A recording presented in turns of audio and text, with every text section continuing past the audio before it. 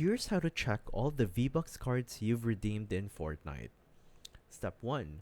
Open a browser and go to epicgames.com. Alternatively, you can also go to the Epic Games launcher and click on your username and go to Account. That should redirect you to the browser.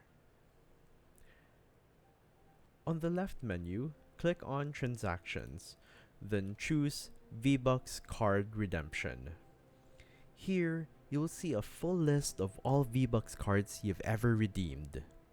You can check when you redeemed them and confirm that they were applied to your account. V-Bucks from those cards should reflect in your balance in Fortnite once redeemed. And that's it. Quick and easy. Now you know exactly what you've redeemed. Hit like if this helped and subscribe for more Fortnite tips.